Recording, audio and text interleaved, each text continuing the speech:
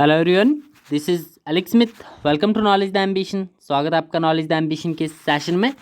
तो यहाँ पर हम कंप्यूटर अवेयरनेस के कुछ एक क्वेश्चन डिस्कस कर रहे हैं और आज मैं आपके लिए लेके आया हूँ state bank of India SBI PO exams में जितने भी इम्पॉर्टेंट कंप्यूटर के ऑब्जेक्टिव क्वेश्चंस हैं। ये एग्ज़ाम आपका हेल्ड हुआ था 2013 में। 2013 का SBO PO का एग्ज़ाम है जिसमें कि जितने भी इम्पॉर्टेंट कंप्यूटर के क्वेश्चंस हैं हम उन्हें डिस्कस करेंगे। ये हमारी MCQs की सीरीज चल रही है for the exam of junior office assistant, clerk and all other exams, जिसमें कि कंप्यूटर अवेयरनेस के क्वेश्चंस जो है वो पूछे जाते हैं। और ये हमारा पार्ट 6 है। ये प्लेलिस्ट आपको कंप्यूटर अवेयरनेस की हमारे चैनल में मिल जाएगी। वहाँ पर आप सभी कंप्यूटर अवेयरनेस के जितने भी क्वेश्चंस हमने डिस्कस किए हैं आप उन्हें देख सकते हो। तो स्टार्ट करते हैं। मोस्ट इंपॉर्टेंट क्वेश्चंस हैं और आगे आने वाली सीरीज़ में मैं आपके लिए इसी तरह से लेके आने वाला हूं। SBO PO के एग्ज़ाम आपके आगे 2014, 15 और 2020 तक जितने भी एग्ज़ाम हुए, जितने भी कंप्यूटर अवेयरनेस के क्वेश्चन पूछे गए हैं वो सभी हम यहाँ पर डिस्कस करेंगे। तो चलिए आज का ये इंपॉर्टेंट सेशन स्टार्ट करते हैं। आपको वीडियो के एंड तक बने रहना है। सबसे पहला क्वेश्चन यहाँ पर पूछा गया है, C in CPU denotes what. तो काफ़ी कॉमन सा क्वेश्चन है। CPU की फुल फॉर्म सभी को पता होती है, सेंट्रल प्रोसेसिंग यूनिट जो है CPU की फुल फॉर्म होती है। तो इसमें जो C डिनोट करता है, इसी प्रकार की जो आपकी कंप्यूटर अवेयरनेस में फुल फॉर्म्स होती हैं उससे आपसे क्वेश्चंस किसी प्रकार से पूछा जा सकता है कि जो आपका फर्स्ट C है ये क्या डिनोट करता है। तो यहाँ पर इसका राइट आंसर आपका हो जाएगा सेंट्रल। ऑप्शन नंबर 1 इसका राइट आंसर है and CPU is the abbreviation for the central processing unit. Next है आपका क्वेश्चन नंबर 2। पूछा गया है a joystick is primarily use to dash. आपके ऑप्शन हैं यहाँ पर to control sound on the screen, computer gaming, enter text या फिर ड्रॉ पिक्चर्स। तो आपकी एक जॉयस्टिक जो है ये प्राइमरली किसके लिए यूज़ होती है। तो इसका राइट आंसर है आपका ऑप्शन नंबर 2 यानी कंप्यूटर गेमिंग के लिए। अब कंप्यूटर गेमिंग के लिए जो है joysticks are primarily used for the computer gaming. These are the input devices. और जॉयस्टिक जो होती है आपकी एक इनपुट डिवाइसेस होती है, ये भी आपको ध्यान में रखना है। कंप्यूटर गेमिंग के लिए जो यूज़ होती है, आपसे क्वेश्चन किसी प्रकार से पूछा जा सकता है तो आपको ये भी ध्यान में रखना है जॉयस्टिक क्या है, ये एक इनपुट डिवाइस है that are connected to a computer to manage game control such as the moving fronts and behinds and sideways shooting और अदर गेमिंग टास्क्स। तो ये आपको दोनों पॉइंट्स इससे ध्यान में रखने हैं। नेक्स्ट आपका question number 3, which is not a storage device. इनमें से कौन सा जो है एक स्टोरेज डिवाइस नहीं है। आपके ऑप्शंस यहाँ पर दिए गए हैं CD, DVD, floppy disc, printer या फिर हार्ड डिस्क। इसका राइट आंसर है आपका ऑप्शन नंबर 4 अ प्रिंटर। अब प्रिंटर क्या है, एक स्टोरेज डिवाइस नहीं है। बाकी यहाँ पर आपके ऑप्शंस है CD, DVD, floppy disc and hard disk. ये आपको ध्यान में रखना है, ये सभी स्टोरेज डिवाइसेस हैं। अब प्रिंटर आपका क्यों नहीं है स्टोरेज डिवाइस, ये आपको पता होगा। प्रिंटर आपका क्या होता है, एक स्टोरेज। सबसे पहले आपको पता होगा कि स्टोरेज डिवाइसेस क्या होते हैं। Storage devices are the data storage devices that are used in computer to store data.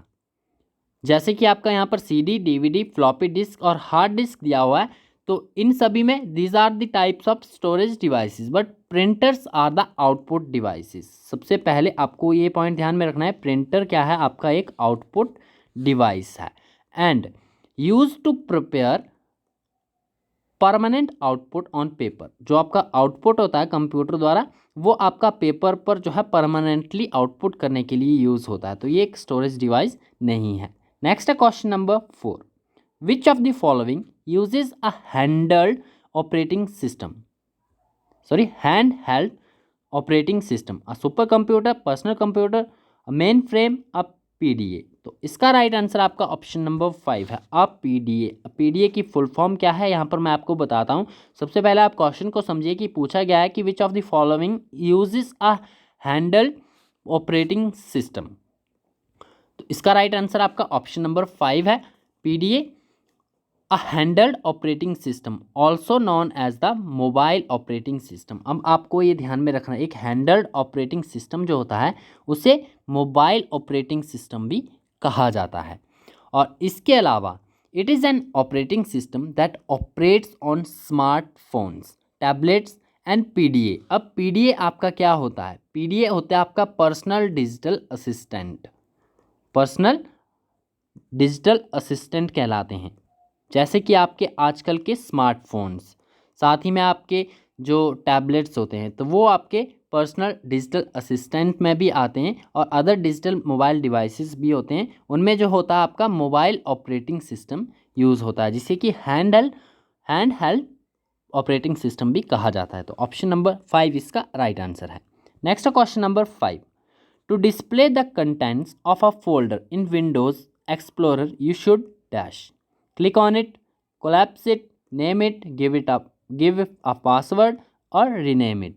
इसका राइट आंसर बनता है आपका, अप्रोप्रिएट जो आंसर बनता है ऑप्शन नंबर 1 बनता है, क्लिक ऑन इट, क्योंकि काफ़ी कॉमन सी बात है, आपको किसी भी विंडोज़ एक्सप्लोरर में यदि किसी फाइल में कंटेंट को डिस्प्ले करना है तो आपको उसके ऊपर क्लिक करना पड़ेगा। तो ऑप्शन नंबर 1 इसका राइट आंसर है। Next question number 6, the CPU comprises of control memory and units. अब यहाँ पर आपका क्वेश्चन इस प्रकार से होगा, यहाँ पर टाइपिंग मिस्टेक है, आपसे क्वेश्चन इस प्रकार से पूछा गया है कि the CPU comprises of control, first thing control, memory second thing, and third thing आपसे पूछा गया है डैश यूनिट्स। तो कौन सा यूनिट है आपको बताना है, micro processor, arithmetic logic, output, ROM या फिर इनपुट। तो इसका राइट आंसर बनेगा आपका ऑप्शन नंबर 2 यानी अर्थमेटिक लॉजिक यूनिट।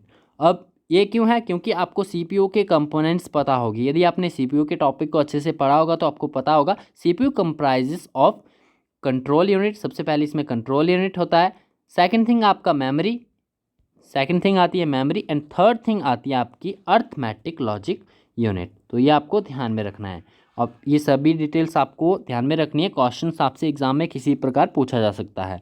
नेक्स्ट है क्वेश्चन नंबर 7, पूछा गया है dash is the most important powerful computer in typical network. किसी भी टिपिकल नेटवर्क का जो most important and powerful computer है वो इनमें से कौन सा है।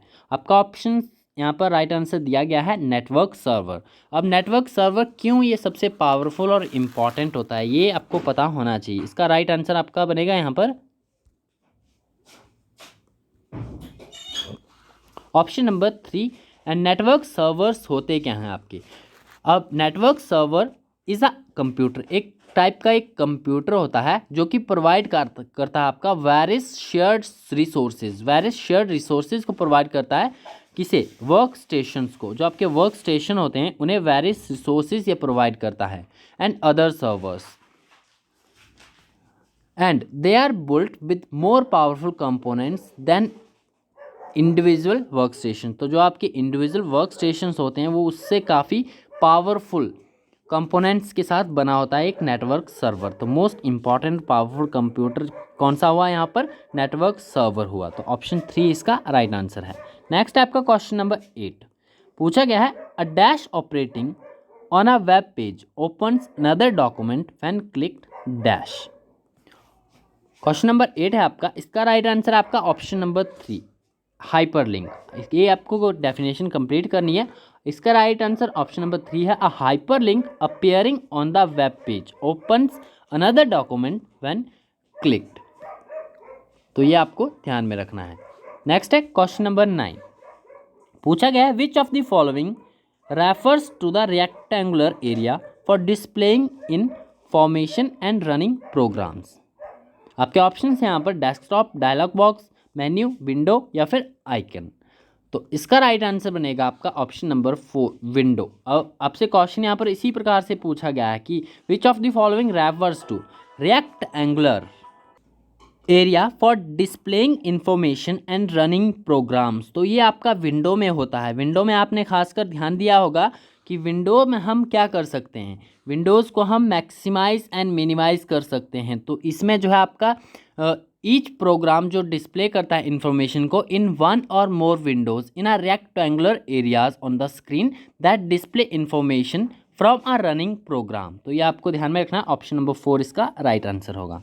Next question number 10, dash display a Windows utility program that locates and eliminates unnecessary fragments and rearrange files and unused disk space to optimize operation।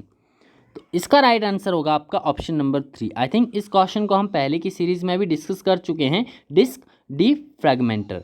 Disk defragmenter is a Windows utility program that locates and eliminates unnecessary fragments. यह आपका locate करता है unnecessary fragments को और उन्हें eliminate करता है and rearrange करता है फाइल्स को और अनयूज्ड डिस्क स्पेस को टू ऑप्टिमाइज द ऑपरेशन। तो ये काम होता है आपका डिस्क डीफ्रैगमेंटर का। ऑप्शन नंबर 3 इसका राइट आंसर है। नेक्स्ट है question number 11, which of the following refers to too much electricity and may cause a voltage surge. अब इनमें से जो है too much electricity refers to too much electricity. अब अनॉमली, शॉक, स्पाइक, वायरस या फिर splash. It may be cause a voltage surge. तो ये इसका राइट आंसर क्या होगा आपका? इसका राइट आंसर होगा ऑप्शन नंबर 3, स्पाइक कहलाता है ये। अब पावर सर्ज, अब ये पावर सर्ज के बारे में सबसे पहले आपको पता होना चाहिए। टू मच इलेक्ट्रिसिटी की जो यहाँ पर बात की जा रही है पावर सर्ज है आपका। Power surge is a period of abnormally high voltage in an electrical system which pushes too much current. और जो आपका अब ब्रीफ पावर सर्ज होता है, एक लार्ज पावर सर्ज की बात करें आप, that last less than 1 power cycle, वो कहलाता आपका वोल्टेज स्पाइक। ऑप्शन नंबर 3 इसका राइट आंसर हो जाता है इस प्रकार।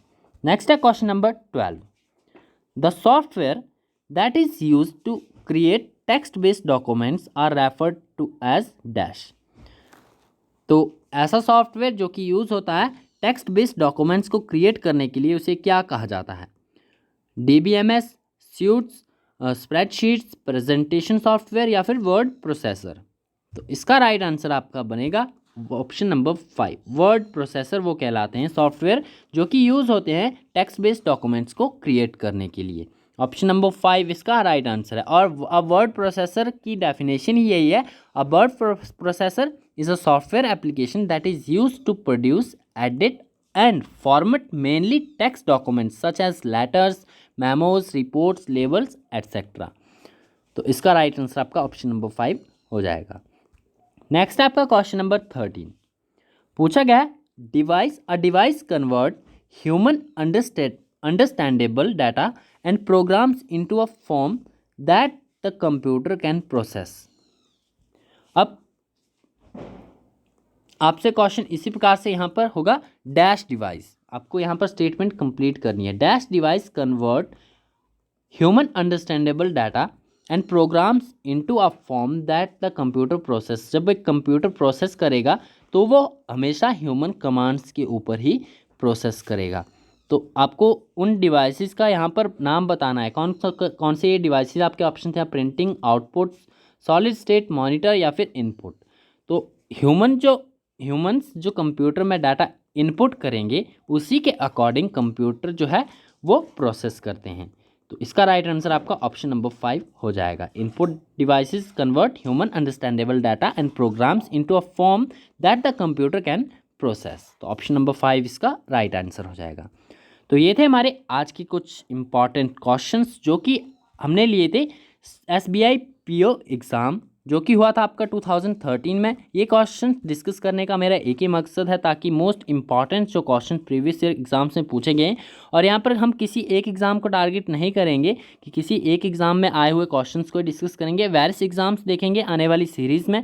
ये पहला था आपका SBI PO 2013 में ये कंडक्ट किया था। इसमें जो भी इंपॉर्टेंट MCQs पूछे गए थे, कंप्यूटर से ऑब्जेक्टिव क्वेश्चन पूछे गए थे, उसी को हमने आज डिस्कस किया था। आने वाली सीरीज़ में हम रेगुलर बेसिस पर इसी तरह से डिस्कस करते रहेंगे। तो आई होप आपके लिए बेनिफिशियल होगा। यदि आपको वीडियो पसंद आता है तो वीडियो को लाइक ज़रूर करना है और अपने फ्रेंड्स का शेयर जरूर करना है, और चैनल पर पहली बार आए तो चैनल को सब्सक्राइब जरूर कर लें और नोटिफिकेशन बेल को भी ऑन कर लें ताकि आने वाले सभी रेगुलर अपडेट जो हैं आप तक रेगुलरली पहुँचते रहें। तो मिलते हैं नेक्स्ट वीडियो में। Thanks for watching and best of luck for a bright future.